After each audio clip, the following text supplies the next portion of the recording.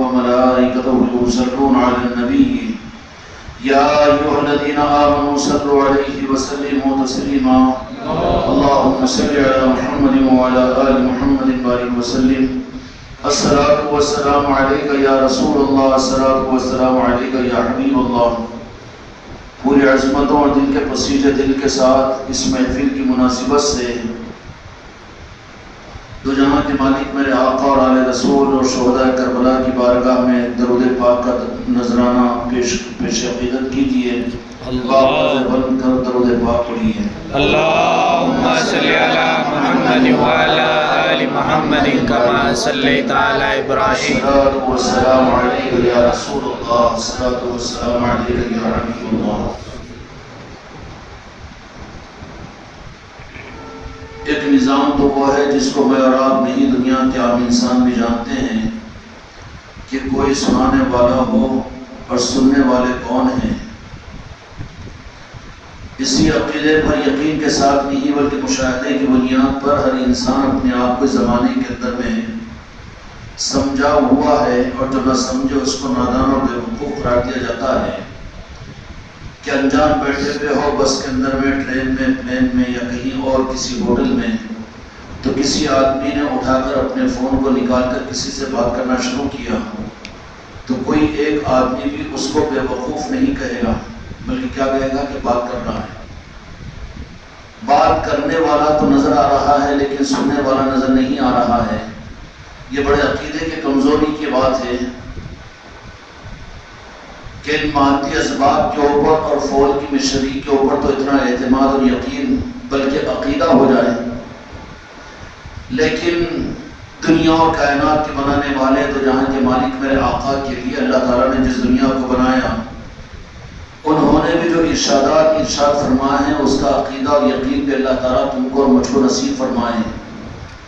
اگر دنیا کے کسی کونے کے اندر میں عظمتوں اور عقیدتوں کے ساتھ بے غرض کے اگر کوئی بارگاہ مصطفیٰ میں درود پاک پڑھتا ہے تو جہاں کے مالک میرے آقا ارشاد فرماتے ہیں کہ اللہ تبارک و تعالیٰ اس درود پاک کو مجھ تک پہنچاتے ہیں. لیکن درود پاک اگر عاشقین پڑھتے ہیں اللہ کرے کہ تم کو مجھ کو عاشقین مصطفیٰ میں شامل فرمائے. عاشقین اگر پڑھتے ہیں تو حدیث پاک کے مطابق میں وہ درود پاک فرشتے مجھ تک نہیں پہنچاتے بلکہ میں اپنے عاشقین کا درود خود میں سنتا ہوں. سلام کو میں خود سنتا ہوں. اللہ تبارک و تعالی ہم کو اور آپ کو بھی ایسا عشق والا درود پڑھنے کی توفیق عطا فرمائے. بے غرض کے عشق کا کمال تم کو اور مجھ کو عطا فرمائے. اور یہی چیز ہوتی ہے تو جہاں کے مالک میرے آقا کے نان پاک کے صدقے میں آپ کے سچے غلاموں کے اندر میں آل علی اور اولاد علی کے ذریعے سے قیامت تک آنے والے اولیاء کے نظاموں میں کہ وہ اپنے چاہنے والوں کی سنتے بھی ہیں اور اپنے چاہنے والوں کو سناتے بھی ہیں اور اپنے چاہنے والوں کو مدد بھی کرتے ہیں اور اپنے چاہنے والوں کو دکھتے بھی ہیں اور اپنے چاہنے والوں سے ملتے بھی ہیں. یہ کوئی تلسماتی اور وجدانی یہ بہت عقیدے کی کمزوری کی بات ہے. سبق حاصل کریں اس زمانے کے سیل کی مشنری سے یا ٹیلی ویژنوں کے ذریعے سے کیا بیٹھ کر ریموٹ کے ذریعے سے امریکہ کی نیوز کو لگائے تو یقین کے ساتھ میں کہیں گے کہ یہ امریکہ کی نیوز ہے اور یہ امریکہ کا پریزیڈنٹ بیان کر رہا ہے.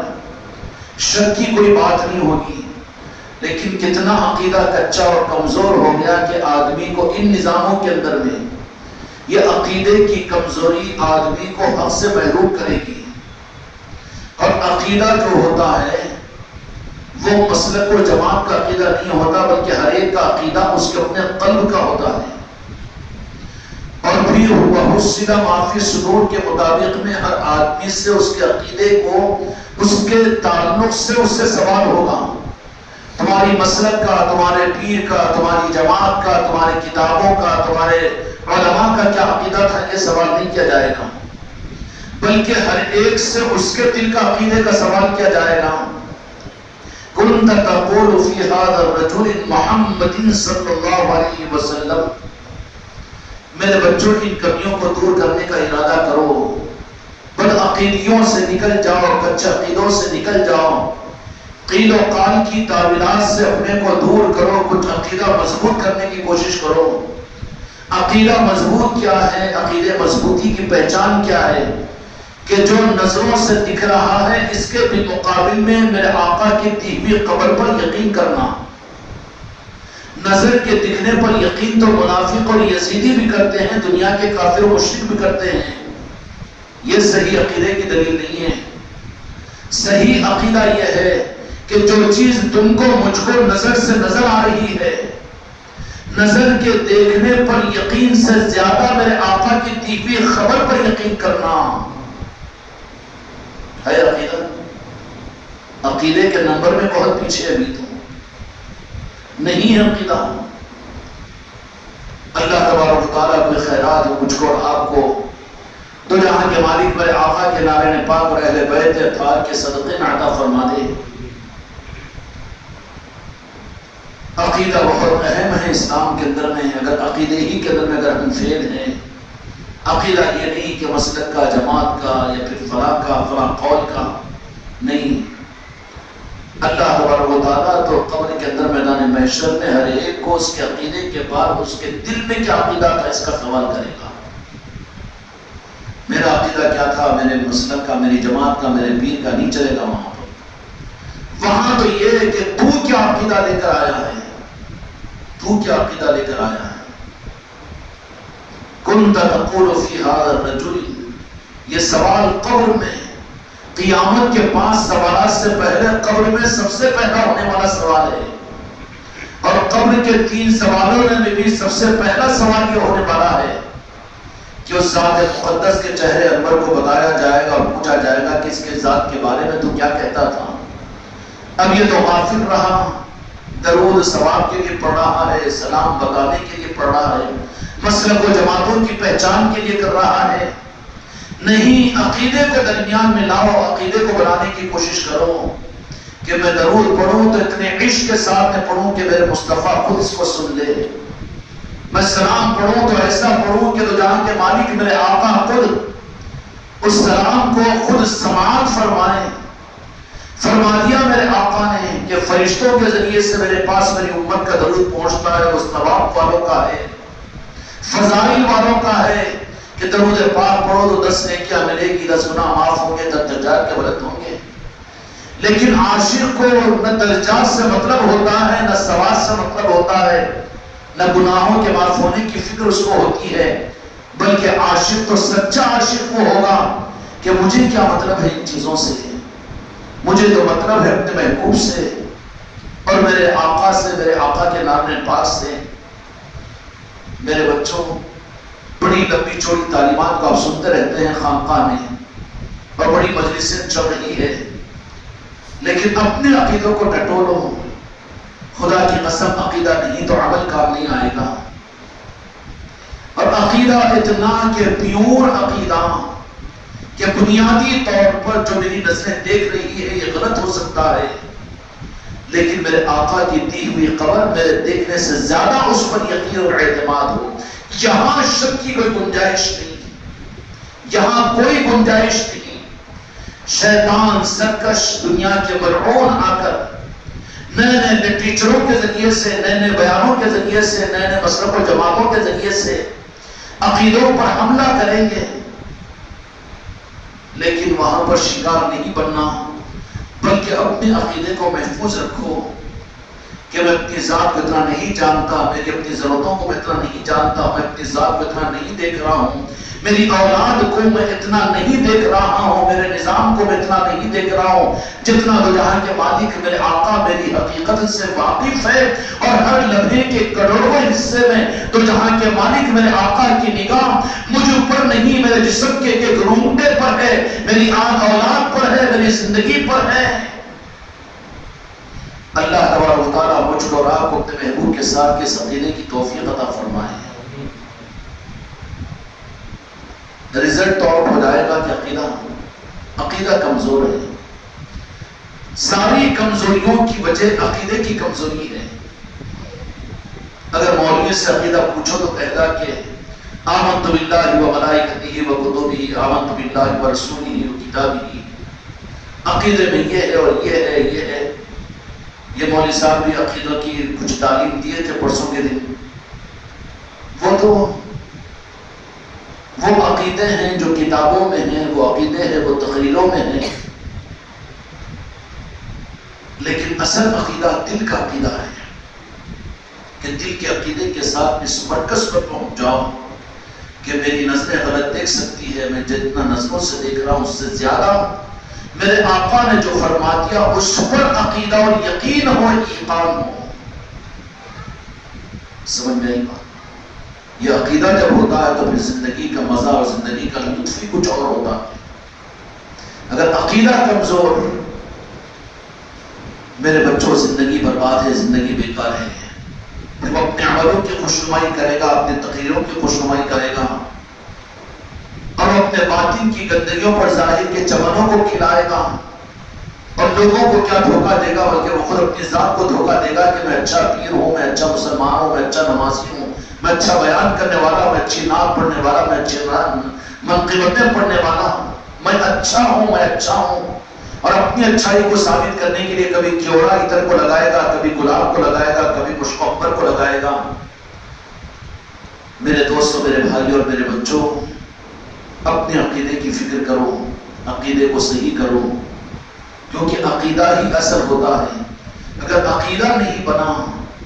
چاہے عمل کتنے ہی اچھے بنا لو، لیکن عقیدہ اگر صحیح نہیں ہوگا تو انویلیبل ہے، کوئی قیمت اس کی اللہ تبارک و تعالیٰ کے پاس میں نہیں ملے گی. اس لیے اپنے عقیدوں کے سچ ثابت کرنے کے لیے اور اپنے عقیدوں کے بنانے کے لیے خانقاہی نظام ہے. اس کے لیے تم مرید بنے ہو، اس کے لیے خانقاہوں کی تعلیمات میں آتے ہو، صحبتوں کو اختیار کرتے ہو. اور یہ صحبتوں کا اختیار کرنا، خانقاہوں میں آنا، ان محفلوں کے اندر میں جڑنا، اس لیے کہ مجبوری ہے کہ مرید ہیں، مجبوری ہے کہ خانقاہ والے ہیں، یا مجبوری ہے کہ غوث خواجہ کے جاننے والے ہیں. نہیں، جو بھی آتا ہے ان نسبتوں کے اندر میں جڑنے کے لیے وہ خدا کے حکم کو پورا کرنے کے لیے آتا ہے. کونوا مع الصادقین، کہ تم سچوں کی صحبت میں رہو. سچوں کی صحبت، جہاں سچے جمع ہوتے ہیں، جہاں پر سچائی ظاہر کی جاتی ہے. سچائی آپ کو گھر میں نہیں ملے گی، سچائی آج مسجدوں میں بھی نہیں مل رہی ہے، سچائی آج مدرسوں کے اندر بھی نظر نہیں آتی. اگر سچائی کہیں پر ہے تو آل علی اور اولاد علی کے نظاموں کے اندر میں ہے، کہ جہاں پر کسی کی رعایت نہیں بلکہ سچائی کا اظہار کیا جاتا ہے. اللہ تعالیٰ ان نظاموں کی ہم کو اور آپ کو بھی قدردانی کی توفیق عطا فرمائے. بارش کے موسم میں بھی طلب و چاہت کے ساتھ میری ان بچیوں کا یہاں پر آنا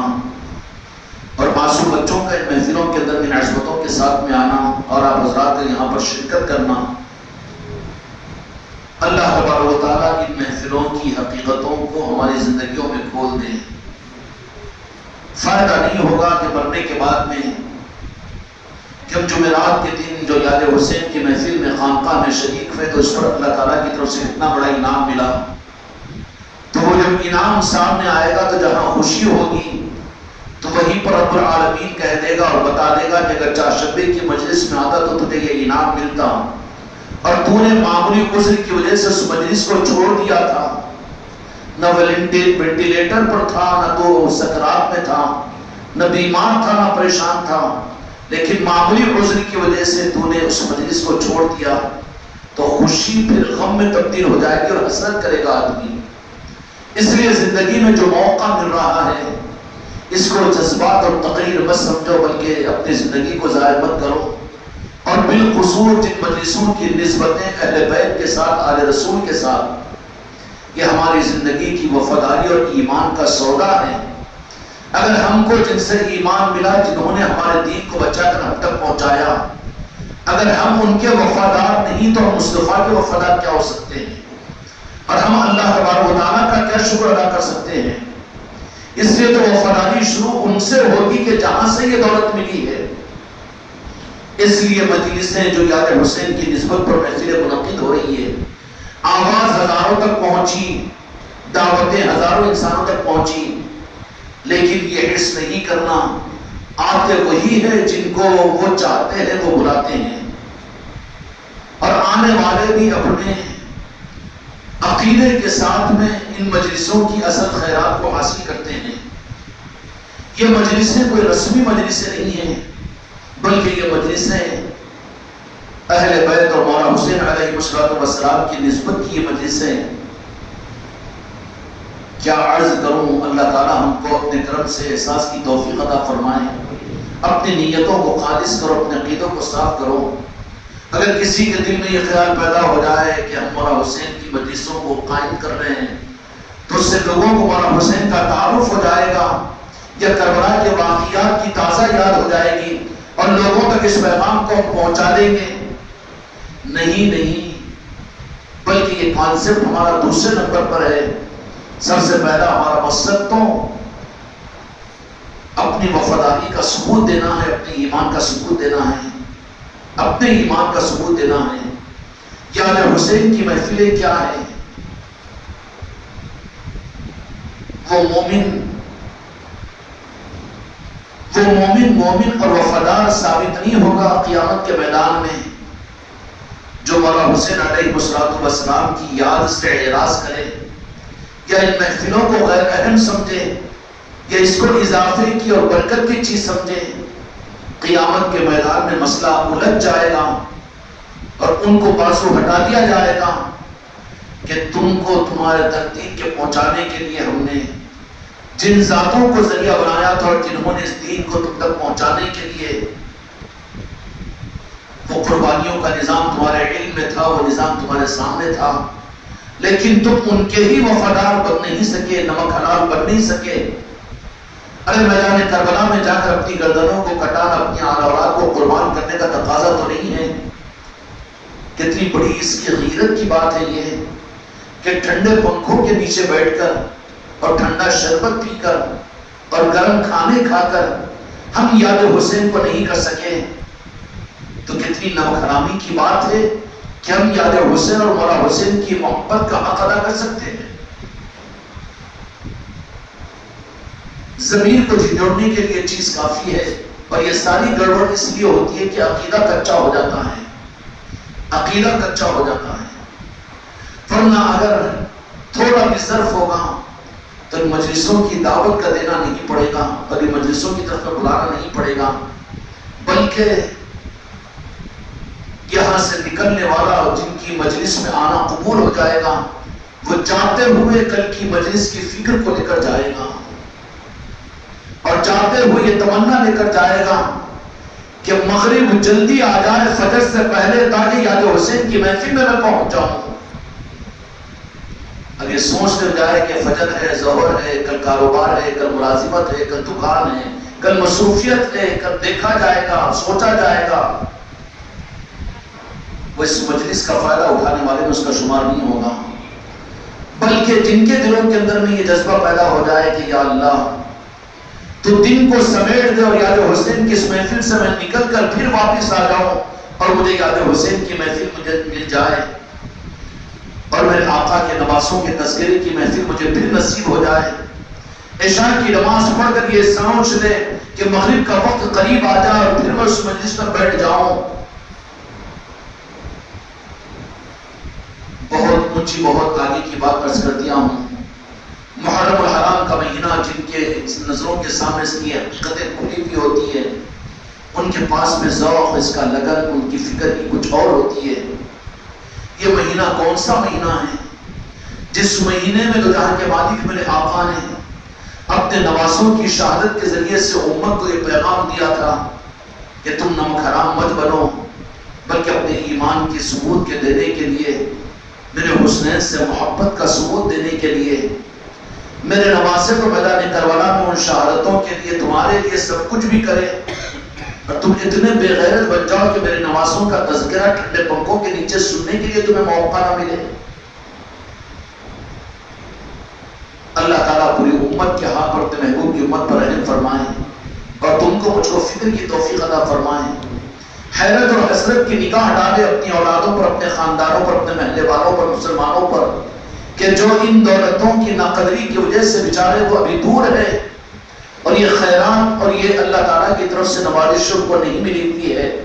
چاہے تمہارے گھروں میں رہنے والے ہوں، چاہے تمہارے گودوں میں پلنے والے ہوں، اور چاہے تمہارے دوست احباب ہو، تمہارے خاندان اور رشتے دار ہو، یہ ہمارے عقیدوں کا ثبوت ہے، عقیدوں کا ثبوت ہے۔ عقیدہ واقعی تو جہاں کے مالک میرے آقا کے نواسے کی محبت کا ہوتا ہے، تو محبت کا ثبوت ہوتا تو یہ نہیں ہوتا کہ محبت کا حق میں اکیلا جا کر ادا کر لوں گا، بلکہ وہاں پر آدمی اپنے قریب کے لوگوں کو اس محبت میں شریک کرنے کی کوشش کرتا ہے۔ ہمارا اپنوں کو نہ بلانا اور ہمارا بالکل بے رخی کے ساتھ میں اپنے کو لا لینا، یہ خود غرضی کی علامت ہے، بے فکری کی علامت ہے، عقیدوں کے کچے ہونے کی علامت ہے۔ کیا ہوگا؟ صرف بیان تو ہوگا،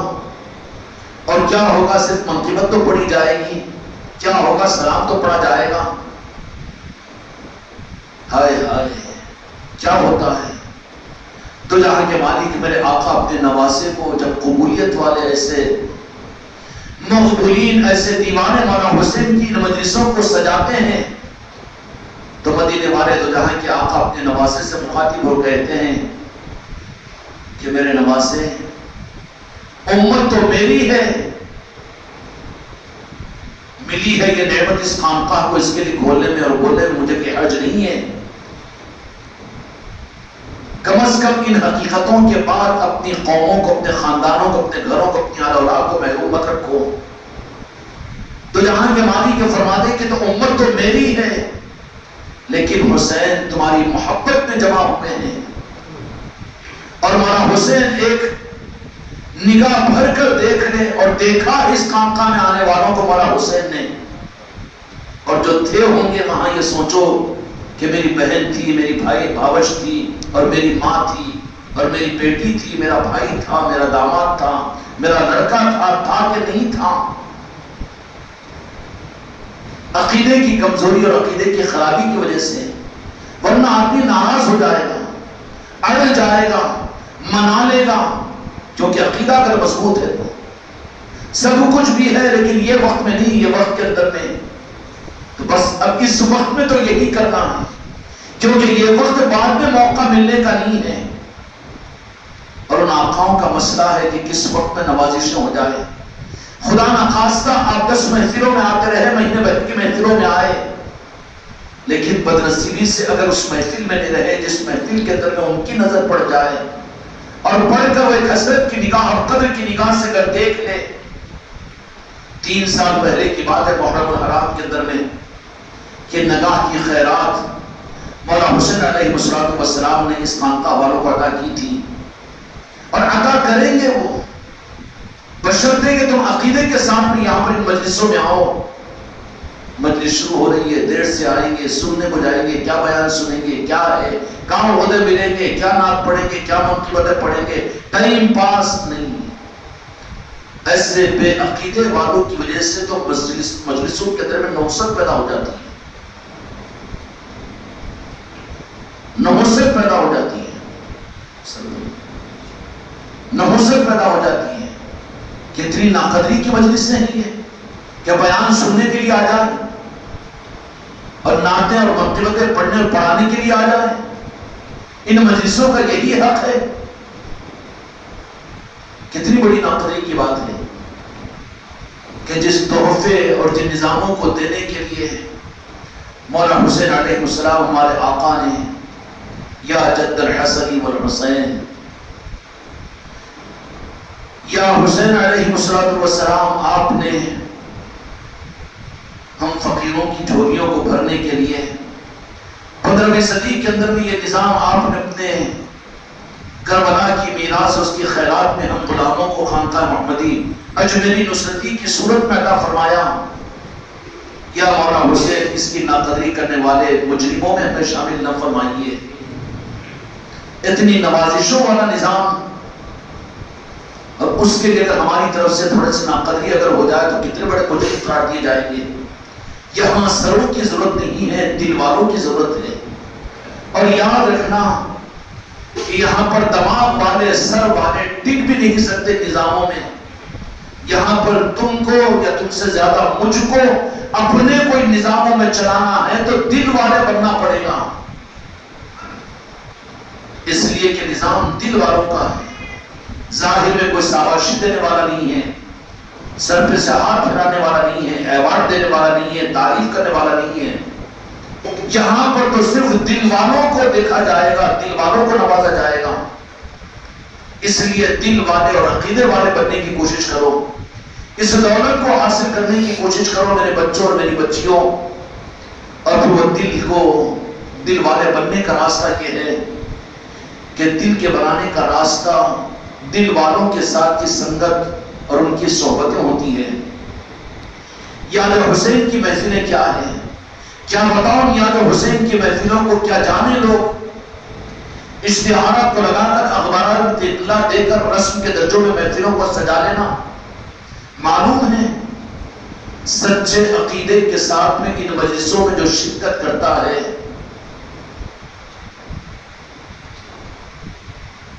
ان پر نوازشوں کے دروازے کھلتے ہیں، تو بیٹھے ہوئے اپنے علاقوں کی مجلسوں میں یاد حسین کے تو مولا حسین میدان کربلا کی خیرات ان کو عطا کرتے ہیں۔ جہاں راست مولا حسین کی خیرات اور یاد حسین کی محفلوں میں سچے عقیدے کے ساتھ بیٹھنے والوں کو یہ دولتیں ملتی ہو تو اس کی عظمتوں کا اندازہ ہم کیا کر سکتے ہیں۔ یہی تو نوازشوں کے دینے کے نظام کے لیے تو جہاں کے مالک میرے آقا نے اپنے نواسے کو تیار کیا، اور پھر یہی نظام کے اور اس حق کے دینے کے لیے دین تو میرے مصطفیٰ نے دے دیا امت کو قرآن کی صورت میں اور شریعت کی صورت میں، اور دین کو سنبھال لیا خلفائے راشدین سیدنا ابوبکر صدیق، عمر الخطاب اور عثمان ذو النورین اور مولا علی مشکل کشا علیہ السلام نے تو سنبھال لیا دین کو۔ تو جہاں کے مالک میرے آقا نے ارشاد فرمایا تھا کہ میرے دنیا سے پردہ ہونے کے بعد میں خلافت کا نظام 30 سال تک چلے گا، 30 سال تک چلے گا۔ اس کے بعد دین کو پھیلانے سے زیادہ دین کو بچانے کی ضرورت پڑے گی، اور بچانے کے کام کے لیے تو جہاں کے مالک میرے آقا نے اوروں کو ذمہ داری عطا نہیں کی۔ اہل حق اور علی کے سپاہیوں کی پہچان یہ ہے کہ حق کے نظاموں کے لیے وہ دوسروں پر بوجھ ڈالنے والے، دوسروں سے صرف کروانے والے نہیں ہوتے، بلکہ علی کے سچے سپاہیوں کی پہچان یہ ہوتی ہے کہ اس بوجھ کو خود اپنی ذات پر لیتے ہیں۔ یہی حسینیوں کی پہچان ہے، یہی حسینیوں کی پہچان ہے۔ دنیا کے تمام اولیاء کی زندگیاں اس بات پر شاہد ہے کہ انہوں نے ملی ہوئی ذمہ داری کو اپنی ذات سے پورا کیا۔ یہ نہیں کہ دوسروں کو فضیلت سنا کر دوسروں پر ڈال دیا ہو، بلکہ اصلی حسینیوں کی پہچان یہ ہوتی ہے کہ چاہے وہ بندہ نواز کے سندراز ہو کہ صابر پاک ہو کہ میرے آقا جی سلطان بلین کی ذات ہو کہ غوث العظم کی ذات ہو، اور پھر سب سے بڑی بات کہ روح کانپ جاتی ہے مولا حسین علیہ السلام کی یاد کے لیے اور آپ یہاں پر جمع ہوئے ہیں۔ کربلا کیا ہے؟ کربلا یہ بات نہیں کہ ایک وقت میں قائم کر دی گئی، اس کو بھلا دیا جائے، کتابوں میں محفوظ کر دیا جائے، یا صرف لچھے دار تخیلوں کے ذریعے سے کربلا کے تذکرے کر دیے جائے۔ نہیں، کربلا کی نعمت کا تقاضا یہ ہے کہ ہمارے خون کے ساتھ میں کربلا شامل ہو جائے، ہمارے شب و روز میں کربلا داخل ہو جائے، ہماری نظروں میں کربلا رہے، ہماری امیدوں میں کربلا رہے، ہماری تمناؤں میں کربلا رہے۔ مر رہے بھی تو کربلا کے تصور کے ساتھ اپنی نسلوں کو کربلا کا پیغام دے کر مر رہے ہو۔ یہ سچے حسینیوں کی پہچان ہے۔ میرے بچوں، دو جہاں کے مالک میرے آقا نے دین کو مکمل فرما دے کر یوں فرما دیا کہ میرے بعد خلافت 30 برس تک رہے گی، اس کے بعد میں دین پر حالات آئیں گے، اور دین بألفاظ دیگر یا رسول اللہ مجھے معاف کیجئے کہ دین کو لوگ دنیا کے لیے بیچنا شروع کر دیں گے، اقتدار کے لیے، ملک کے لیے، حکومت کے لیے، تخت و تاج کے لیے، عہدوں اور گورنریوں کے لیے۔ لیکن اس وقت میں اس دین کی حفاظت کے لیے میں اوروں کو نہیں بلکہ اپنی آل کو میدان کربلا میں پہنچاتا ہوں۔ یہ کام دو جہاں کے مالک فرشتوں سے بھی خدا کی قسم لے سکتے تھے، یہ کام اور صحابہ کرام سے بھی تو لے سکتے تھے، اور قوموں سے بھی تو لے سکتے تھے، لیکن وہاں پر میرے آقا نے مجھ کو اور آپ کو نمونہ دینے کے لیے کہ ہم آج ان کی یاد کی مجلسوں کو سنانے اور سننے کے لیے اپنوں کو لانے کے لیے تیار نہیں ہے، اور دعویٰ ہے کہ ہم حسینی ہیں اور ہم یاد حسین کی محفلیں کرنے والے ہیں، تف ہو ہماری زندگیوں کے اوپر، ہمارے اندر کی بے چینی بے قراری کہاں ہے؟ صبح سے شام تک کتنے لوگوں کو آپ نے دعوت دی؟ صبح سے شام تک کتنے لوگوں کو فون کیا؟ صبح سے شام تک کیا تم نے اپنے بیوی بچوں کو آنے پر مجبور کیا؟ کیا تم اپنی اولادوں کو لا سکے؟ تو اپنے دوست احباب کو بول سکے؟ نہیں چاہیے ایک بھی نہ ہو، محفلیں ہوتی رہے گی یہاں پر، کوئی مرید نہ ہو، کوئی مریدہ نہ ہو، کوئی خلیفہ نہ ہو، یہ علی کا سپاہی اکیلا بیٹھ کر یاد حسین کرے گا، خدا کی قسم۔ سروں سے مطلب نہیں ہے، لیکن محروم مت ہو اے بدعقیدوں، اے کم عقیدوں اور اے حلقوں، مولا کے نسبت کی محفلوں کا حق ہم سے کیا ادا ہو رہا ہے؟ جن محفلوں کے ذریعے سے کربلا کی خیرات ملتی ہے اور مولا حسین کی نظریں ملتی ہے، اور جن محفلوں کو تو جہاں کے مالک میرے آقا مسکراتے ہوئے نظریں مبارک ڈالتے ہو، اور جہاں پر سید کائنات ان محفلوں کو دیکھ کر خوش ہوتی ہو، 15ویں صدی کا ماحول، مسجد تذکرہ یاد حسین سے دور ہے، اہل بیت کی محبتوں کی مخالفتیں ممبروں پر ہو رہی ہے۔ کل کتنے بدنصیب ہوں گے سرزمین عادل آباد کی مسجدوں کے ممبروں پر کھڑے ہو کر محرم کی مخالفت اور یاد حسین کی مخالفت کریں گے، جا کر سن لو ان بدعقیدوں کے بیانات کو، لیکن ان لوگوں کے درمیان میں تم کو اور مجھ کو، یہ کیا تمہارے پیر کے باپ کی جاگیر ہے کہ تم کو دیا کہ تمہاری گردنوں کو پکڑ کر لائے؟ کیا تمہارا پیر تم کو ہر مہینہ 10-20 ہزار روپے تمہارے اکاؤنٹ میں ڈالتا ہے؟ لیکن ایک نسبت ہے، یہ قبولیت کی علامت ہے کہ ایک محبت کا رشتہ تمہارے دینوں میں ہمارے نسبتوں سے اور ہمارے مرید ہونے کی وجہ سے نصیب ہو گیا کہ اتنی کڑوی باتیں سن کر بھی محبت غالب ہوتی ہو تو کھینچے کھینچے آتے ہو۔ اور کیوں کھینچے کھینچے آتے ہیں؟ کہ جہاں پر کون سی خیرات ملتی ہے؟ یاد حسین تو منائی جا رہی ہے منت و مرادوں کے لیے علم اور سواریوں کی صورت میں، کتنے لوگ نہیں پہنچتے ہیں؟ بہت سے وہ لوگ ہیں جو سواریوں کے پاس میں جا کر اپنی دنیا کی منت و مرادوں کو کرتے ہیں، اور بہت سے وہ لوگ ہیں جو اپنے گھروں پر سواری آ جائے تو منت و مرادیوں کے ٹٹیاں باندھتے ہیں، عود اور پانی شربت اور پتہ نہیں کیا کیا کرتے ہیں۔ بہرحال کچھ بھی ہو اس کا انکار نہیں، اس لیے کہ یاد تو کرتے ہیں مولا حسین کی، لیکن یہ ہے کہ تم ان کی یاد اس روح پر اپنے غرض کے ساتھ میں کرو، لیکن یہ کونوا مع الصادقین والا طبقہ کہ سچوں کا مجمع ماننا پڑے گا، چاہے 5 کیوں نہ ہو، 2 کیوں نہ ہو، خانقاہ کا مختصر مجمع کیوں نہ ہو، کوئی غرض منت و مرادوں کے لیے آئے تم، یہ سچوں کا مجمع ہے، یہ ماننا پڑے گا، اور ایسا مجمع ہے کہ جس پر دو جہاں کے مالک میرے آقا بھی خوش ہوتے ہیں، اور سید کائنات فاطمہ الزہرا سلام اللہ علیہا بھی خوش ہوتی ہے۔ یہ زبانی جمع خرچ نہیں ہے، مجھے پورا احساس ہے، ممبر کے بازو بیٹھ کر کہہ رہا ہوں میں یہ بات کو، اور اتنا گمراہ تو نہیں ہوں میں کہ اتنی بڑی جرات کروں اپنی بات کے منوانے کے لیے۔ اس خانقاہ میں آنے والی میری بیٹیوں کو جو نسبت والے ہیں، سید کائنات کی زیارت ہوئی اور آپ کا دیدار ہوا، اور سید کائنات دیکھ کر ان میری بچیوں کو، چشتی رومال والوں کو دیکھ کر خوش ہوئی، ان کی خوشیاں ایک کو نہیں کئی میری بیٹیوں کو سید کائنات کی زیارت ہوئی اور خوشیوں کا اظہار کیا، اور اس سے آگے کی باتیں بھی میں عرض نہیں کرتا ہوں، اس کے آگے بھی کچھ حقائق ہے۔ ایک تو یہ ہے کہ تمہارے ساتھ میں رہنے والے تمہارے پیر بھائی پیر بہنیں ان نعمتوں کو حاصل کر لیں، اور ہم ہیں کہ اپنے کم عقیدے کی وجہ سے، بدعقیدگی کی وجہ سے، تو ہی نادان چند گلیوں پر قرات کر گیا، ورنہ اس گلشن میں کیا کم تھے کرو بیان۔ ہم ہی ہیں اپنے چھوٹے ظرف کی وجہ سے، کم عقیدے اور بدعقیدگی کی وجہ سے، اور بدتمیزوں کی صحبتوں کی وجہ سے، یا گندے انسانوں کے گندے عقیدوں کی وجہ سے، کسی نے کچھ بول دیا، کسی نے کچھ سمجھا دیا، کسی نے کچھ بتا دیا، اس جانور کی طرح سے ہمارا حال بن گیا کہ جس کے ہاتھ میں بھی ہرا چارہ دیکھ رہے ہیں، جانور ہے کہ بیچارہ سر جھکایا کہ اس کے پیچھے جا رہا ہے، اسے انجام کی خبر نہیں کہ وہ چارہ جس کے ہاتھ میں ہے وہ مالک کے ہاتھ میں ہے یا پھر قصائی کے ہاتھ میں ہے، جانور ہے وہ تو۔ منت و مرادوں کے لیے، خواہشات کے لیے، دنیا کے لیے اب دنیا جا رہی ہے اولیاء کے پاس میں، یاد حسین بھی منا رہی ہے اور سواری اور علموں پر بھی جا رہی ہے، لیکن یہ مجمع تمہیں کہاں نصیب ہوگا کہ جہاں پر کوئی غرض نہیں بلکہ صرف خدا کی قسم محبت حسین اور نسبت حسین بنیاد ہو۔ ایسی مجلسوں کو چھوڑ کر مر بھی جاؤ،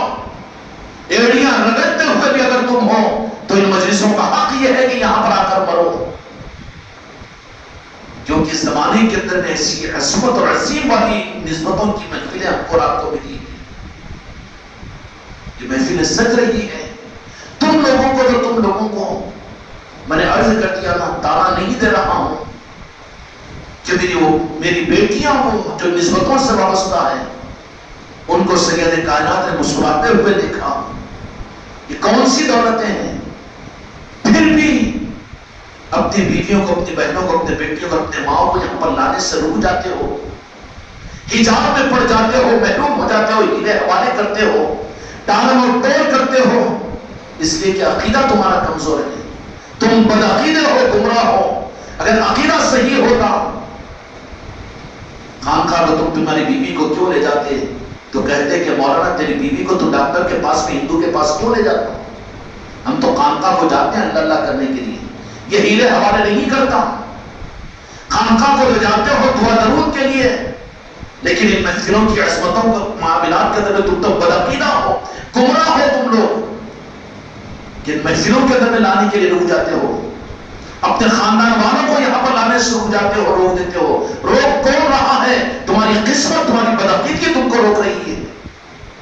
یہاں آنے سے رکے گا وہی جو کم عقیدہ اور بے عقیدہ اور بدعقیدہ ہوگا، ورنہ یہاں پر کیا چیز ملتی ہے؟ کیا ہم نے تمہیں بیانات کے سنانے کے لیے یہاں پر بلایا؟ کیا مولوی اور علماء کو بلا رہے ہیں بیانات کے سننے سنانے کے لیے، یا ناخواہوں کو پیسے دے کر، نذران دے کر بلا رہے ہیں یہاں پر پڑھنے کے لیے؟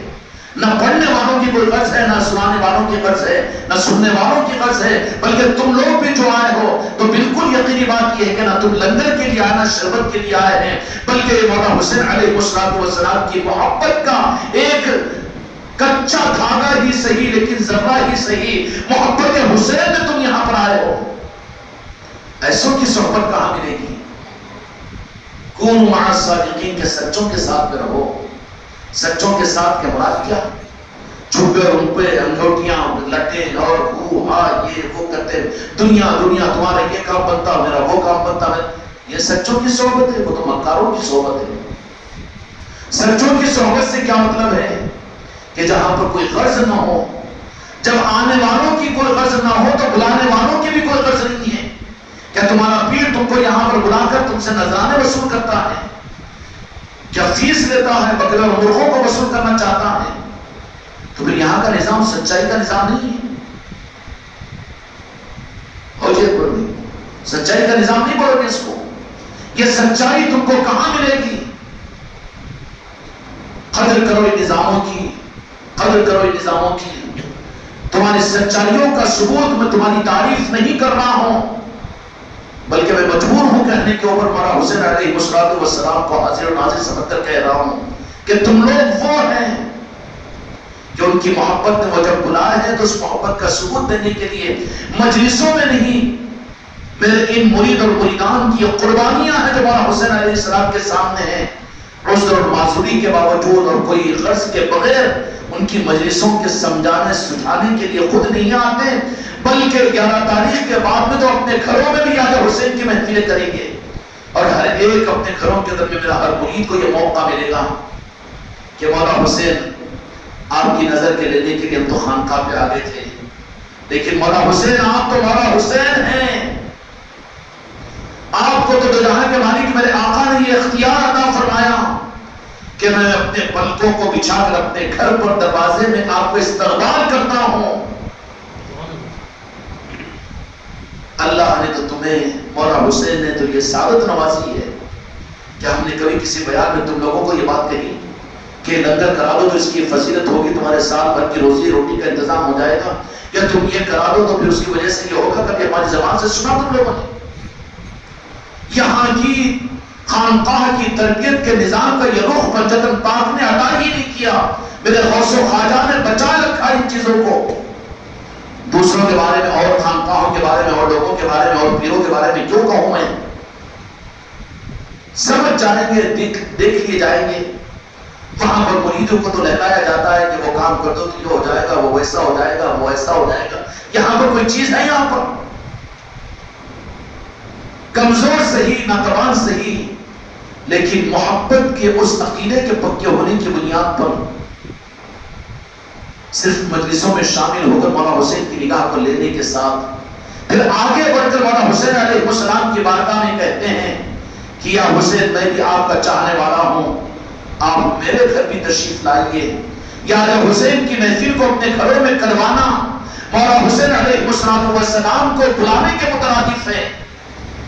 اور جن کے نسبتوں کی محفلیں ہوتی ہے، عام اولیاء کی بات یہ ہوتی ہے کہ وہ اولیاء وہاں پر پہنچتے ہیں۔ غوث الاعظم کی 11ویں شریف ہوگی تو جہاں 11ویں شریف ہوگی غوث الاعظم وہاں پہنچیں گے۔ چھٹی شریف غریب نواز کی ہوگی تو اللہ تبارک و تعالیٰ اور میرے آقا مدینے والے اور مولا علی ان کو حکم دیں گے کہ تمہاری محبت میں انہوں نے اپنے گھر کے اندر میں تمہارے نسبت کی محفل کو کیا ہے، معین الدین تم جاؤ ان کے گھر پر نوازنے کے لیے۔ وہ آتے ہیں سامر پاک کے نسبت کی محفلوں کے، راجن شاہ ولی کی نسبت کی محفلوں۔ اندھے ہیں، عقیدہ کمزور ہے نا، اتنے بدعقیدے ہیں ہم ابھی کہ ان تعلیمات کے باوجود، ان سب کے باوجود عقیدہ ہمارا بھی نہیں بن سکا۔ ابھی عقیدے میں ڈاما ڈول ہے، عقیدہ ہی ہمارا برباد ہے ابھی، تو پھر عمل کی قوت کیسے ملے گی؟ اب ان محفلوں کے بعد میں 11 تاریخ سے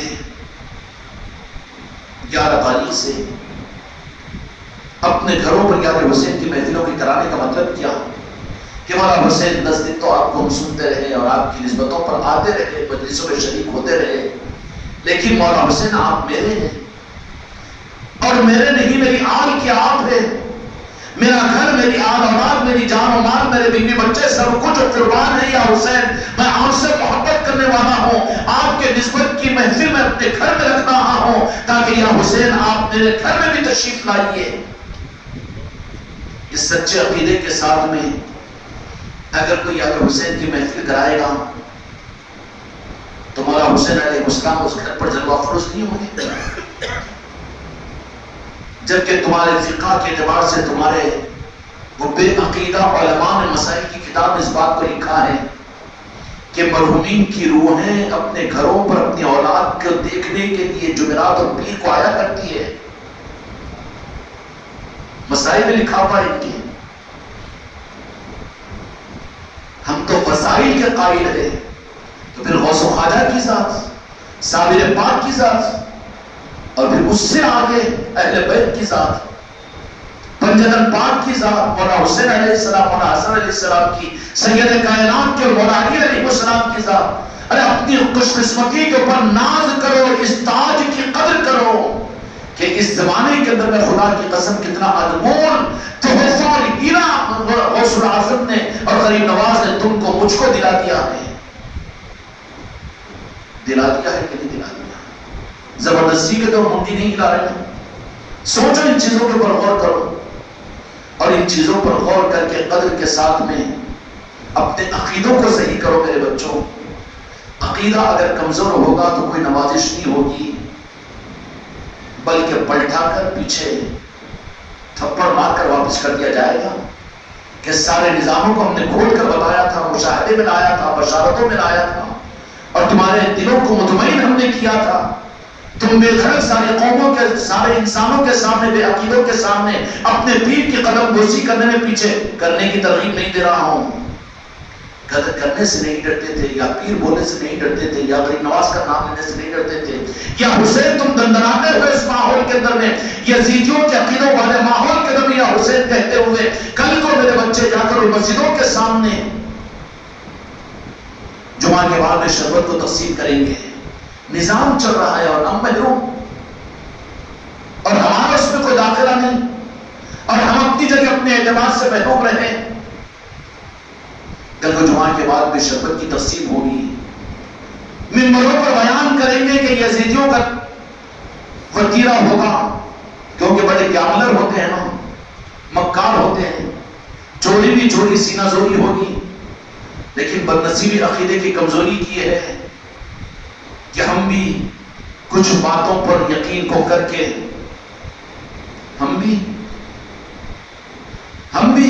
ان باتوں کو یقین کر کے گمراہ ہو جا رہے ہیں، بے عقیدہ بن جا رہے ہیں۔ کل کو مسجدوں کے سامنے جا کر شربت پلانا یہ کوئی رسم کی چیز ہے، کوئی فارمیلٹیز ہے؟ اس ماحول کے اندر میں یہ نظام جو اس خانقاہ کے ذریعے سے چل رہا ہے، ذرا اس کی گہرائیوں کو، اس کی حقیقتوں کو سوچو۔ وہ تو کہیں گے ممبر کے اوپر دھوکہ دینے کے لیے امت جو ان پر اعتماد کرتی ہے، ان کے سفید رومال اور لال رومالوں کی وجہ سے جو ان پر اعتماد کرتی ہے، ان کو تو کہیں گے کہ محرم کا اور یاد حسین کا اہتمام مت کرو، اس لیے کہ امام حسین علیہ السلام کو انہوں نے شہید کر کے یزیدیوں نے خوشیاں منائی تھی، جشن منایا تھا۔ ایسے ہی یہ خانقاہ محمدیہ اکبری نصرتی والے جب خوشیاں ہیں، مگر سمجھائیں گے تو عوام کو تو سمجھ میں آ جائے گا، شربت پلا رہے ہیں اور پھر مجلسیں کر رہے ہیں، پکوان ہو رہے ہیں، روزانہ لنگر بٹ رہے ہیں، پھر 9 تاریخ کو تو اور بڑا لنگر ہوگا، اشتہارات کی جگہ لگ رہے ہیں۔ سمجھانے کی تو کوشش کریں گے، لیکن بچاؤ اپنے خاندانوں کو اور بچاؤ اپنے عقیدوں کو۔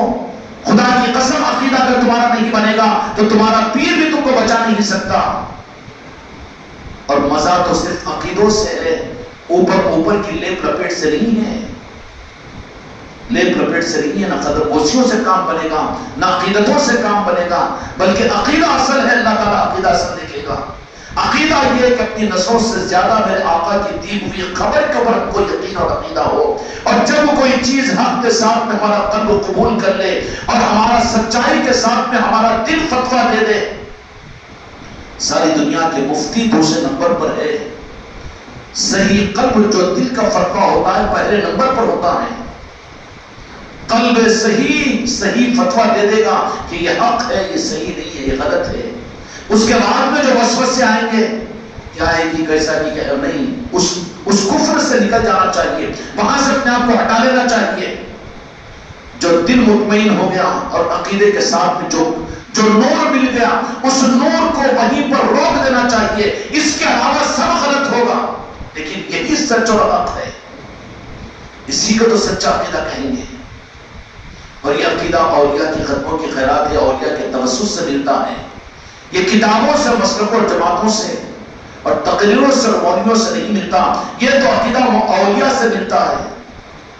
اس لیے اولیاء کی تاریخ میں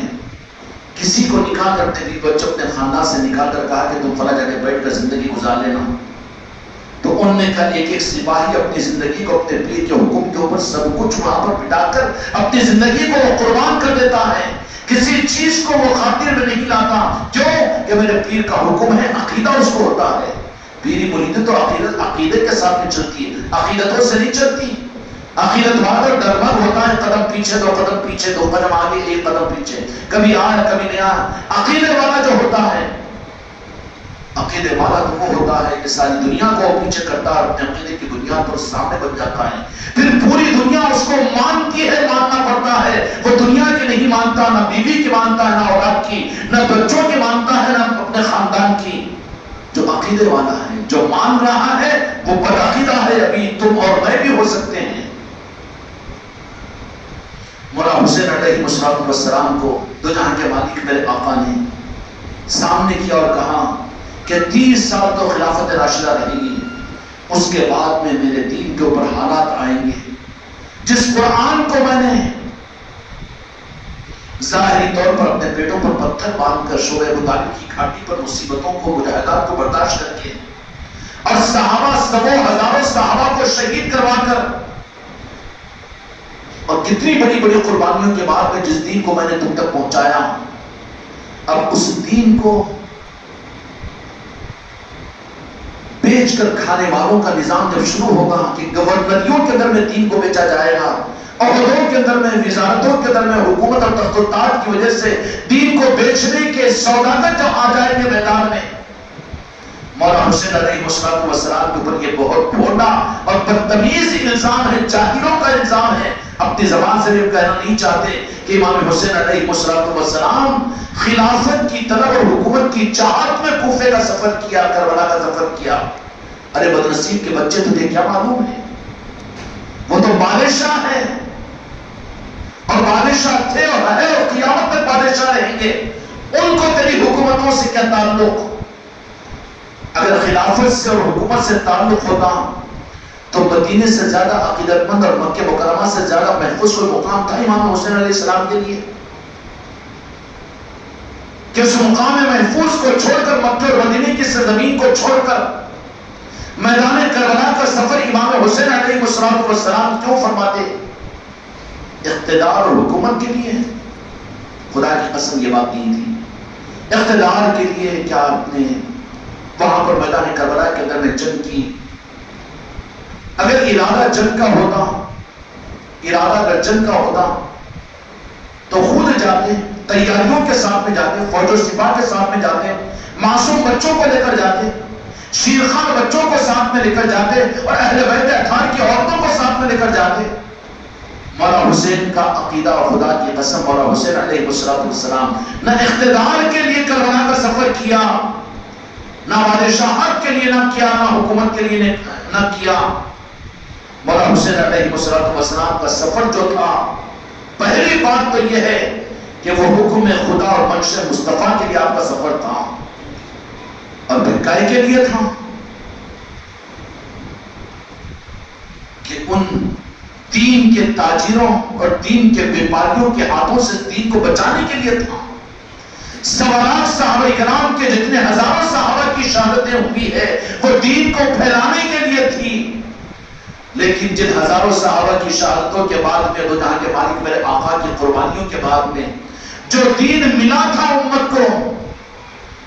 وہ دین کو اگر مولا حسین اگر بچاتے نہیں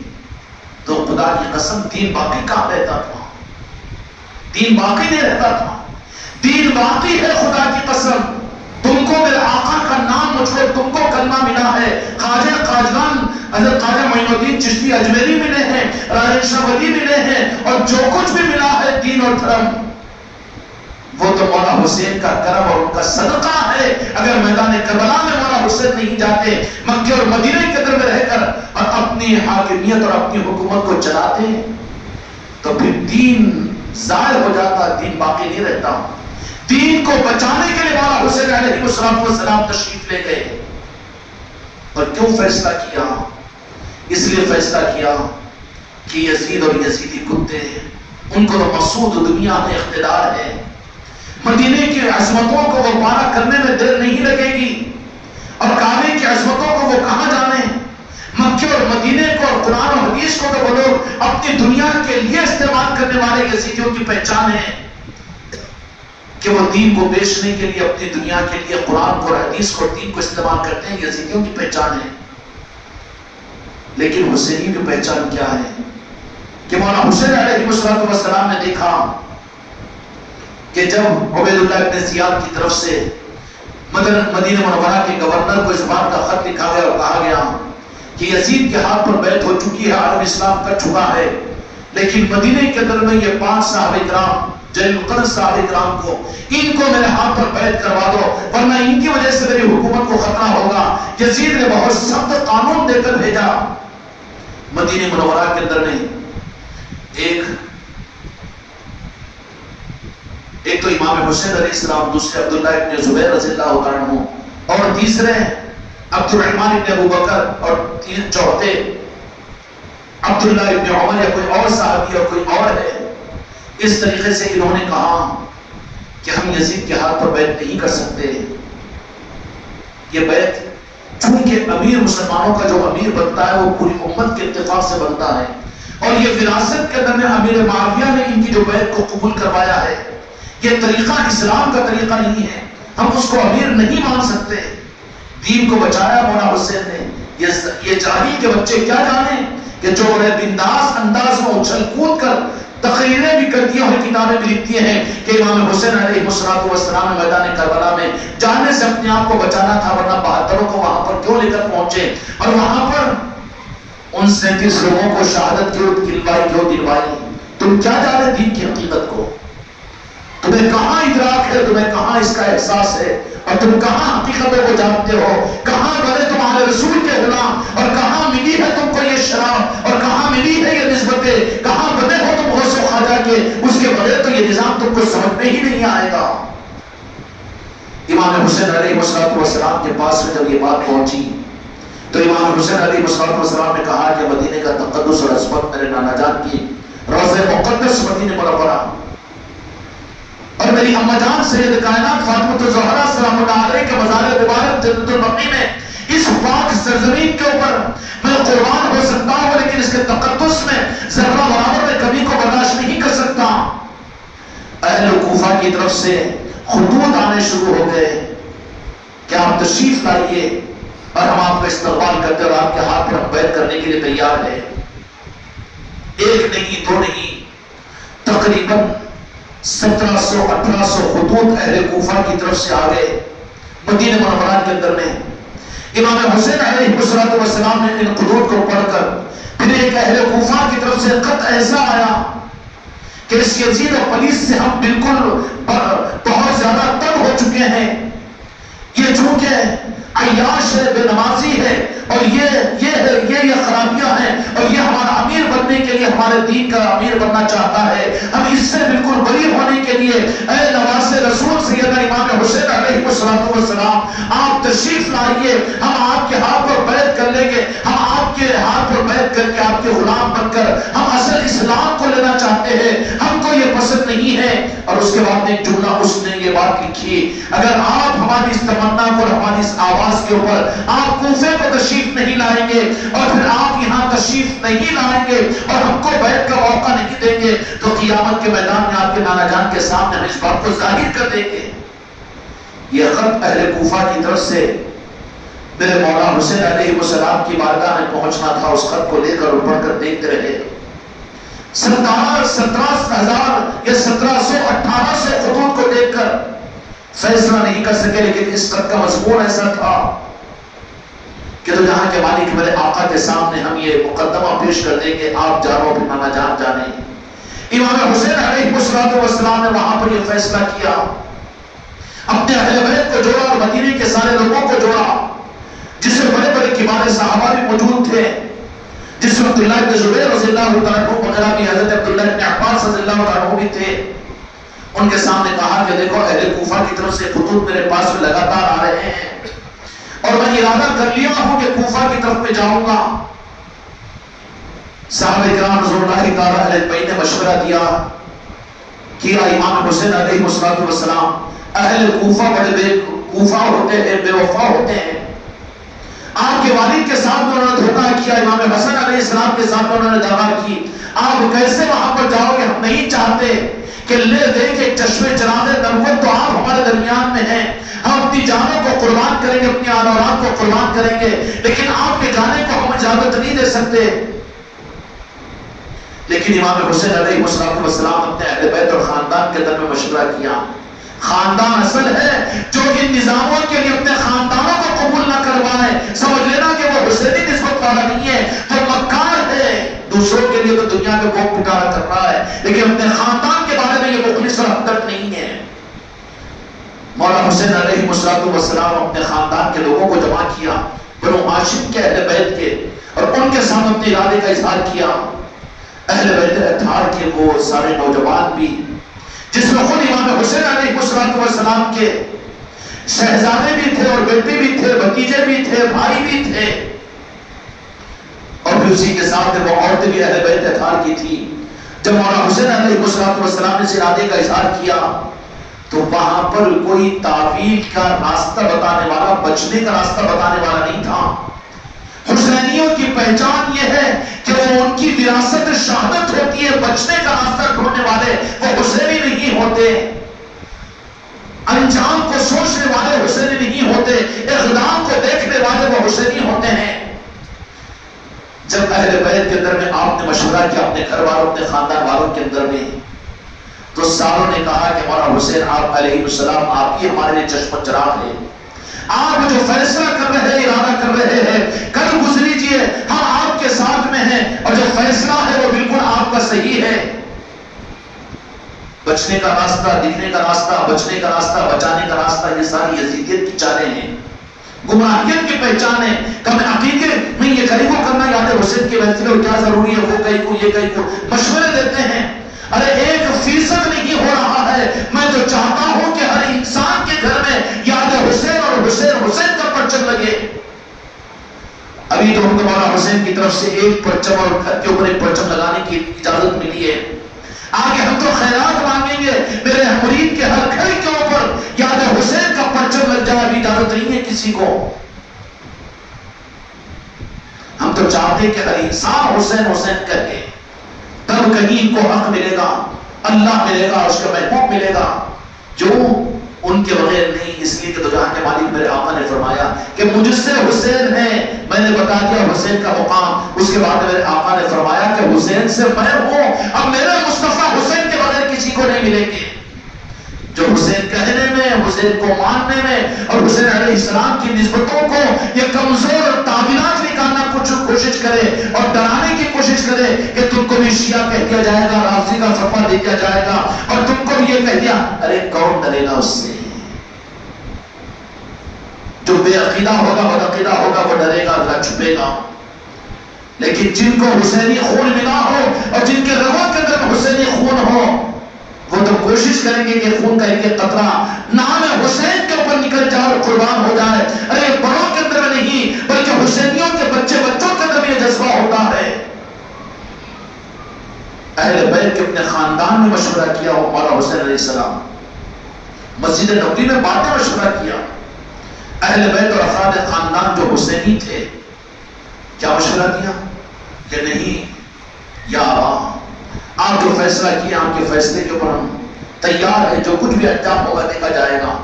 مولانا حسین علیہ السلام کو بڑی حکمت کے ساتھ میں جا کر مسجد نبوی کے اندر صحابہ کرام کو جمع کیا، اور جمع فرمانے کے بعد میں صحابہ کے سامنے یہ بات فرمائی، کیونکہ مولانا حسین کی محبت تھی صحابہ کرام کے اندر میں، صحابہ مخلص تھے۔ تو حضرت عبداللہ ابن عباس رضی اللہ عنہ نے، عبداللہ ابن زبیر رضی اللہ عنہ نے، دیگر اور صحابہ کرام نے مشورہ کیا کہ اے حسین، باغ نبوت کا ایک چراغ آپ کی صورت میں ہمارے پاس موجود ہے، تو جہاں کے مالک کی ایک پہچان آپ کی ذات کے ساتھ میں ہمارے پاس میں درمیان میں موجود ہو، ہم نہیں چاہتے کہ چراغ گل ہو جائے۔ اہل کوفہ سے کوئی وفاداری کی امید نہیں ہے، کیا ہوگا وہ انجام کو دیکھ کر ہماری روح کانپ رہی ہے اور ہم پریشان ہیں، آپ ایسا کیجئے کہ آپ جانے کا ارادہ ملتوی کر دیجئے۔ عبداللہ ابن زبیر رضی اللہ عنہ نے مشورہ دیا کہ بجائے اس کے، اب حج کے زمانے کے اندر میں عالم اسلام حج کے لیے مکے کو آئے گا، اس وقت میں سب کو ہم بلا کر مکے اور مدینے کے اندر اپنے حدود کے اندر میں ہم اپنے حکومت کو اور اپنی خلافت کو قائم کر لیں گے، تو پھر یزید کو اور اس کی حکومت اور ملک شام والوں کا پھر روح کانپ جائے گی، کچھ نہیں کر سکیں گے، ہم محفوظ اپنے لوگوں میں ہوں گے۔ مولانا حسین علیہ السلام نے اس تجویز کو یہ بات فرمائی کہ میرا مقصد تو کچھ اور ہے، میرا مقصد تو کچھ اور ہے، میرا مقصد تو اللہ کی منشا ہے، میرے مصطفیٰ کا حکم ہے، اور میں اپنے اماں جان کی اور مولانا علی علیہ السلام کے اشاروں پر یہ فیصلہ کر رہا ہوں۔ چنانچہ 4 شعبان کی تاریخ تھی، اس محرم سے پہلے کی 4 شعبان رمضان المبارک، اس کے بعد میں شوال، ذیقعدہ، ذوالحجہ، نہیں ذیقعدہ آتا بیچ میں، 4 مہینے پہلے مولانا حسین علیہ السلام نے مدینہ منورہ سے جانے کا ارادہ کیا۔ صحابہ نے کہا کہ ٹھیک ہے، آپ اگر جا رہے تو آپ کے فیصلے کے خلاف میں ہم کچھ نہیں کہہ سکتے آپ کے فیصلے پر، لیکن ہماری رائے یہ ہے کہ اہل بیت کی عورتوں کو اور معصوم بچوں کو ساتھ میں نہ لے جائیے۔ تو مولانا حسین علیہ السلام نے ایک نظر اپنے گھر کے خاندان والوں پر دیکھا اور ڈالا، اور معلوم کیا کہ اہل بیت، ارے ان کے قدموں کی خیرات مانگو میرے بچوں، یہ محرم کا مہینہ ہے، اہل بیت اطہار کے ان لوگوں کے قدموں کی خیرات کے ملنے اور دنیا میں بٹنے کا جلسے اور جلوس کر کے لنگر پکا کے شربت بانٹ کر یہ نہیں، اس بھیک کو مانگو اہل بیت اور 72 شہداء کے قدموں سے اس خیرات کو لینے کے لیے، ان مولا حسین علیہ السلام اور اہل بیت کے ان شہداء کہ ان کے قدموں کے در کے بھکاری اور فقیر بن جاؤ تو وہ خیرات کو عطا کریں گے۔ چنانچہ پھر اہل بیت کے پاس میں گئے، لیکن جا کر کہا کہ ایسا مشورہ آ رہا ہے کہ میں بچوں کو چھوڑ کر اور عورتوں کو چھوڑ کر،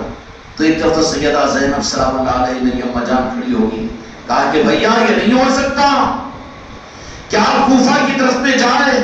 اور ہم مدینے میں خوش و خرم رہے، یہ زندگی ہم کو پسند نہیں ہے۔ کس نے کہا سب سے پہلے؟ سیدہ حضرت زینب سلام اللہ علیہ نے فرمایا خدا لاکھوں درود و سلام ہو سیدہ زینب سلام اللہ علیہ کی ذات پر، ان کے قدموں پر۔ بھیا یہ تو نہیں ہو سکتا، ہم ساتھ چلیں گے آپ کے، آپ کو اکیلے کو نہیں بھیج سکتے۔ پھر آپ نے اور اہل بیت اطہار کی عورتوں کی طرف متوجہ ہوئے، پھر اپنے زوج محترمہ شہر بانو کی طرف متوجہ ہوئے، کہا کہ میرے سر کے تاج نہیں، آپ کے فیصلے پر آپ کو میں بھیج دوں اور میں مدینے میں سکون سے رہوں، یہ ہو ہی نہیں سکتا۔ اس زندگی کو ہم ایک لمحے کے لیے گوارا نہیں کر سکتے۔ ارے حسینی مزاج کچھ اور ہو سکتا ہے، یا حسین علیہ السلام میرے ان بچوں کو کچھ نہ کچھ حسینی مزاج عطا کر دیجئے، میرے سارے مریدوں کو کچھ نہ کچھ ذرہ عطا کر دیجئے۔ یہ نہیں ہو سکتا، یہ نہیں کہ بیوی ایک طرف میں، بچے ایک طرف میں، ان کی رائے الگ اور ان کو الگ، ان کو بچانا، ان کو لے جانا، ان کو لے جانا، ان کو بچانا، یہ حسینی مزاج تھوڑی ہے۔ مولا حسین علیہ السلام نے فردن ہر ایک کے پاس میں، حتیٰ کہ روایتوں کے درمیان آتا ہے کہ امام حسین علیہ السلام کی بڑی صاحبزادی ہائے ہائے جو 10-12 سال کی عمر کی تھی،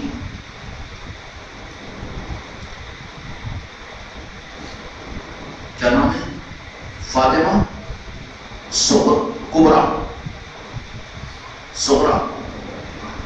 فاطمہ صغرا، اور اس وقت میں بہت علیل اور بیمار تھی اور بستر پر پڑی ہوئی تھی۔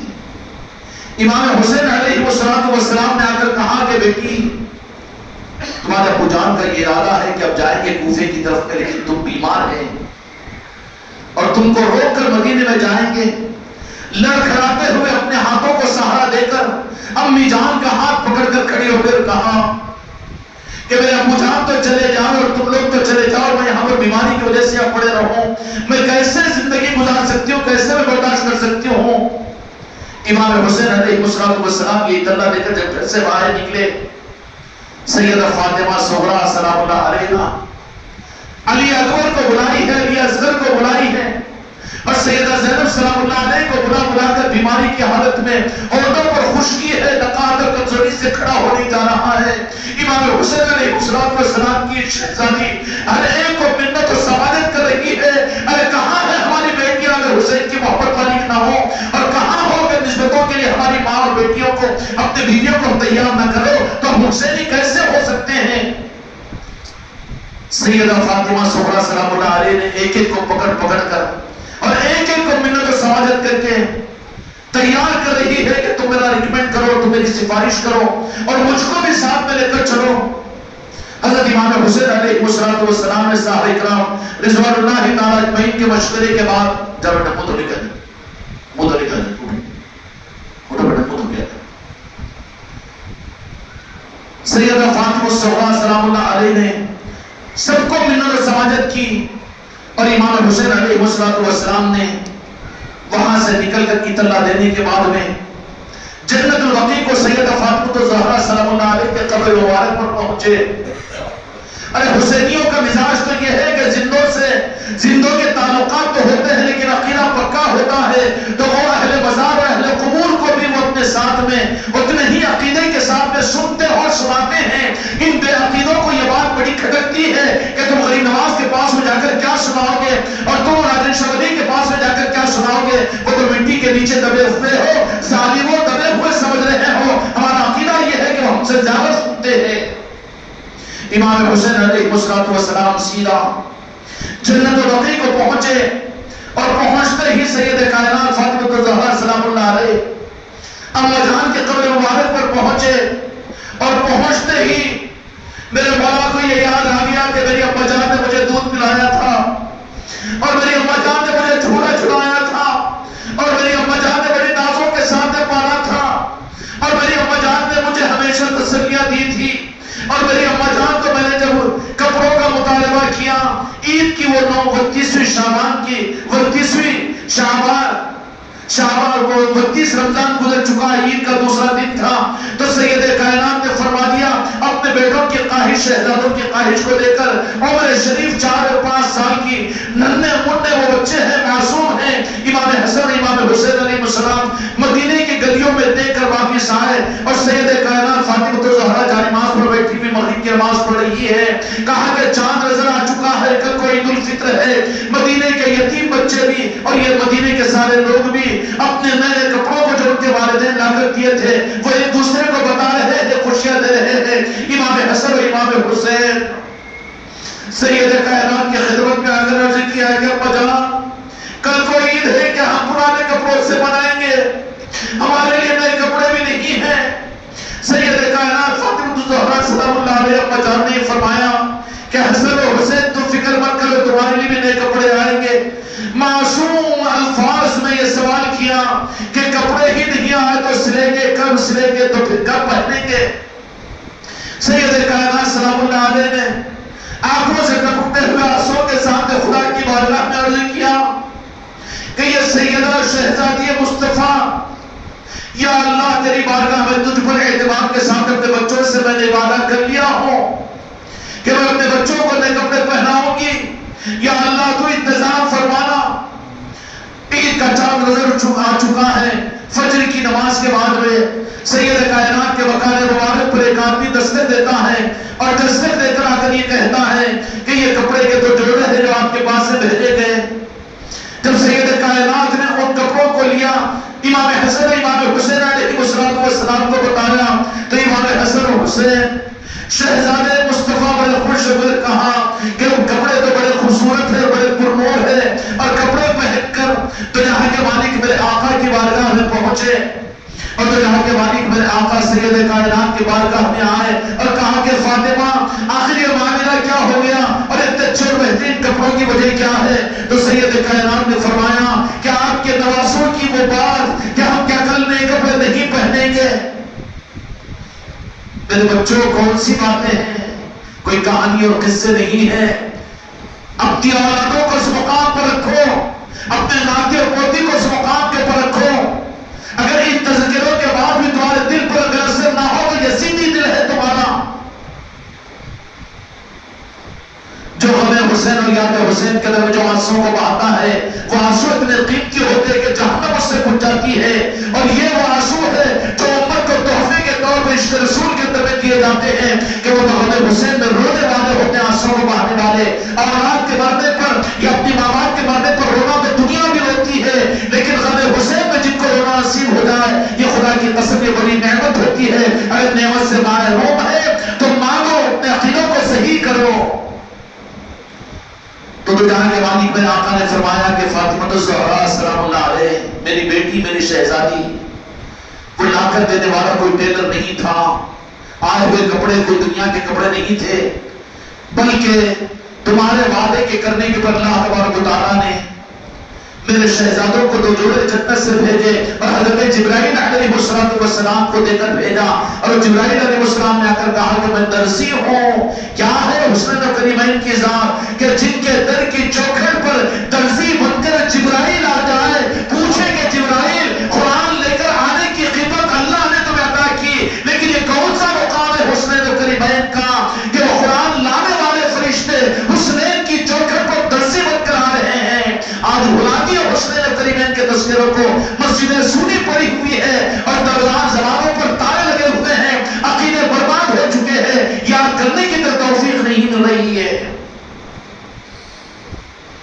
کہا جہاں کے مالک میرے آقا نے کوئی درزی نہیں تھا بلکہ جبرائیل امین تھے جن کو اللہ نے قرآن دے کر بھیجتا تھا نبیوں پر اور مجھ پر قرآن کو لے کر آتے ہیں فاطمہ تیرے گھر کے درزی اور تیرے گھر کی چوکھٹ پر وہ درزی بن کر آئے ہیں جبرائیل امین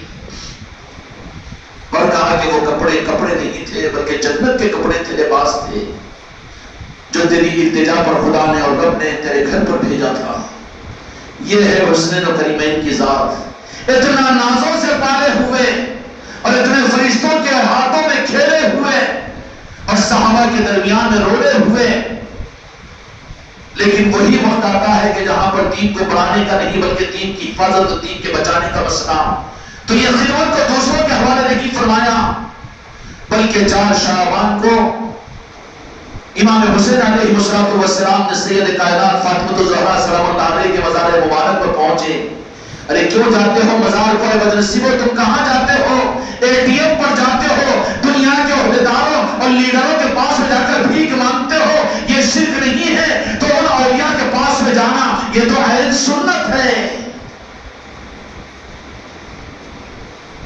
عقیدہ خراب تو نہیں ہو رہا نا؟ ذرا ادھر سے رکو، پیچھے ہٹو۔ عقیدہ خراب تو نہیں ہو رہا نا؟ عقیدے بن رہے کہ نہیں بن رہے؟ جو نظام کیا جا رہا ہے اس چوکھٹ کے ذریعے سے عقیدوں کو صحیح کرنے کا، اس کو سمجھنے کی کوشش کرو۔ کہیں شک میں پڑھ کر، باتوں میں آ کر، کہیں بے عقیدے بن کر گمراہیت کی موت نہیں مرنا، ایمان کے بغیر اس دنیا سے نہیں جانا، کیونکہ جانے اور انجانے برابر نہیں ہو سکتے۔ جب وہ دے دیا گیا اور بتا دیا گیا، چھپایا نہیں گیا، اس کے باوجود بھی اگر اپنی جہالت کا اقرار کرو تو پھر وہاں پر مجرم بن جاؤ گے۔ 4 شعبان کا دن ہے، سید کائنات کے مزار مبارک پر پہنچے ہوئے ہیں۔ امام حسین علیہ السلام کو اپنا بچپن یاد آ گیا، امی جان کا چہرہ نظر آ گیا، برداشت نہیں ہوا، غش کھا کر سیدھے بازوں پر گر گئے۔ سید کائنات فاطمہ الزہرا اما جان کے قبر مبارک پر سر رکھ دیا۔ سید کائنات اما جان نے کیا کیا تسلی دی ہوگی حسین علیہ السلام کو؟ مولا حسین دبے ہوئے الفاظ میں دھیمی آواز میں کہہ رہے ہوں کہ اما جان کیا مجھے آپ نے دودھ اس لیے پلایا تھا؟ آج میں آپ کو چھوڑ کر جا رہا ہوں اور پھر واپسی کا کوئی سوال نہیں ہوگا کہ مولا علی نے مجھے اس لیے اور تو جہاں کے مالک میرے آقا نے اس کے لیے پرورش کروایا تھا کہ آج تمہارا حسین تم کو آخری سلام کرنے کے لیے آیا ہے۔ امام حسین علیہ السلام وہاں پر سلام عرض کیا اور سید کائنات فاطمہ الزہرا سلام اللہ علیہ ظاہری اعتبار سے کہا کہ میرے شہزادے اور میرے حسین کہ ابھی بچ جانا، تھوڑا سا آخری دیدار کے تھوڑا تسلی حاصل کر لینا کہ بے شک میں جانتی ہوں کہ تو دوبارہ میرے پاس میں زندگی کی حالت میں نہیں آ سکے گا۔ تو رک گئے امام حسین علیہ السلام اور گفتگو فرماتے رہے۔ آخرکار وہاں سے اٹھے اور کہا کہ نانا جان کو بھی آخر سلام کر لینا۔ میرے مولا وہاں سے سید کائنات کے مزار مبارک پہ اٹھے، یا سیدہ اپنے مزار مبارک کی زیارت اور وہاں کی خیرات ہم کو بھی ادا کیجئے۔ کہا کہ نانا جان سے بھی اجازت لے لینا۔ امام حسین علیہ السلام لڑکھاتے ہوئے قدموں سے مسجد نبوی میں داخل ہوئے اور آگے بڑھ کر دو جہاں کے مالک میرے آقا محمد رسول اللہ صلی اللہ علیہ وسلم کی بارگاہ میں پہنچے۔ کہا کہ یا رسول اللہ آپ کا حسین حاضر ہے، آپ کا حسین حاضر ہے، الصلاۃ والسلام علیک یا رسول اللہ، الصلاۃ والسلام علیک یا رسول اللہ۔ اور کہا کہ یہ صاحب آخری سلام عرض کرنے کے لیے آپ کا نواز صاحب کے پاس میں آیا ہے۔ آپ نے بشارتیں سنائی تھی اور آپ نے مجھے کربلا کے لیے تیار کیا تھا اور میدان کربلا میں میری شہادت کی خجلت کو آپ نے بشارتیں دی تھی اور خبریں مجھے سنائی تھی۔ یا رسول اللہ اب تو آپ کا حسین آپ کے پاس میں آیا ہے، جس حسین کو آپ نے کاندھے پر اٹھایا، جس حسین کے گالوں کو آپ نے بوسہ دیا، جس حسین کے گردن کو آپ بوسہ دیتے تھے، آپ نے فرما دیا یا رسول اللہ اب میں جا رہا ہوں کوفے کی طرف اور کربلا کی طرف میں، تو پھر مجھے اپنے انجام کا بھی بہت علم ہے کہ آپ کی کلمہ پڑھنے والی امت جس کو آپ بوسہ دیتے تھے اسی پر تیر اور تلوار چلائیں گے اور میرے ناشر مبارک کو گھوڑوں کی ٹانگوں سے رونے کی کوشش کریں گے۔ یا رسول اللہ آپ کا نواسا آخری سلام کے لیے آپ کی بارگاہ میں حاضر ہوا ہے۔ میرے دوستوں میرے بھائیوں وہاں پر پھر برداشت نہیں ہوا۔ امام حسین میرا امام تو یہاں کے مالک میرے آقا کے قبر اطہر کے اوپر خش کھا کر گر جاتے ہیں، تو جہاں کے مالک اپنے گود میں لے کر بڑی شفقت کے ساتھ فرماتے ہیں حسین یہ ہمت کے ساتھ رہنا، علی کے تم سپاہی اور شہزادے ہو اور میری تم مراد ہو کہ تم سے میں ہوں، میں نے اپنی امت کو پیغام دیا ہے، اتنی کم ہمتی نہیں کرنا بلکہ جاؤ بڑی خوشی خوشی کے ساتھ میں جانا۔ بہت دیر آپ وہیں پر رہے اور اجازت لے کر مدینہ منورہ سے اپنے گھر کو تشریف لائے۔ گھر میں جیسے ہی داخل ہوئے سارے اہل بیت اٹھار کی عورتیں اور بچے تو اپنی تیاریاں کر چکی، لیکن ایک نحیف چیخ پیچھے سے آ رہی ہے کہ میرے ابو جان کے میری بیماری کی وجہ سے مجھے گھر میں چھوڑ کر چلے جاؤ گے، میری بیماری بھی ایسی کیسے کہ مجھے آپ اپنے سفر مجھے ساتھ میں نہیں لے جاؤ گے؟ کیا کوئی باپ اپنی بیمار بیٹی کی بیماری کی وجہ سے چھوڑ کر جاتا ہے؟ یا حسین مجھے بھی لے کر چلیے، جہاں تک چلوں گی میں چلتے رہوں گی، آپ پر میں بوجھ نہیں بنوں گی۔ حضرت فاطمہ صغریٰ بار بار یہ بات کہہ رہی ہے، لیکن تو جہاں کے مالک میرے آقا کے نماز سے امام حسین علیہ السلام سر پر تسلی کا ہاتھ رکھتے ہیں کہ بیٹی تجھے بہت بخار ہے اور تیری کمزوری و نقاہت ہے اور سفر میں تجھے میں نہیں لے جا سکتا۔ حضرت فاطمہ صغریٰ بار بار کر التجا کر رہی ہے۔ اس حالت میں 4 شعبان المعظم کو حضرت سیدنا امام حسین علیہ السلام کا یہ کربلا کا سفر شروع ہوتا ہے۔ میرے دوستوں، میرے بھائیوں اور میرے عزیزوں، روحوں کو نکالو تو یاد حسین کے ساتھ میں نکالو، دن و رات اور شب و روز کو گزارو تو کربلا کی یاد کے ساتھ میں گزارو، اور خیرات مانگو تو وہاں مانگو، بھیکاری ہو تو در کربلا کے بھیکاری بنو، اور جو کربلا کی خیرات جہاں پر مولا حسین علیہ السلام نے پوری دنیا میں پھیلا دیا ہے۔ خواجہ خاقان خواجہ معین الدین چشتی اجمیری رحمۃ اللہ علیہ کی چوکھٹ کیا ہے؟ یہ کربلا کی خیرات کے تقسیم ہونے کا ایک خزانہ اور چوکھٹ ہے۔ علاؤالدین سامر پاک کی چوکھٹ کیا ہے؟ تاج الاولیاء کی چوکھٹ کیا ہے؟ ان اولیاء کے پاس میں جاؤ تو اس زمانے کے اندر میں کیا معلوم ہوگا آپ کو؟ بابا فرید الدین کا شکر احمد رضوان کی چوکھٹ پر چلے جاؤ تو کیا ملے گا؟ وہاں تو حسین ہی حسین ملیں گے، یاد حسین ہی یاد حسین ملے گی۔ لیکن سوال کرو کہ ہماری مسجدیں کیوں خاموش ہے؟ ہمارے خاندان کیوں گم ہے؟ مسلمان کیوں سن ہے؟ کون سا مرض لاحق ہو چکا ہے اور کون سی بیماری آ کر ان کو گھیر لی ہے؟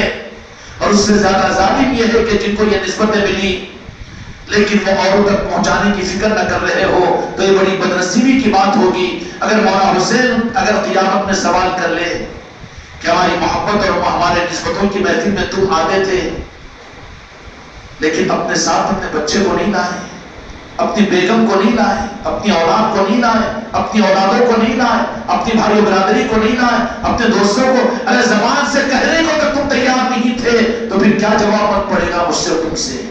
اس کے لیے ہر ایک اس بات کے لیے تیار ہو جائے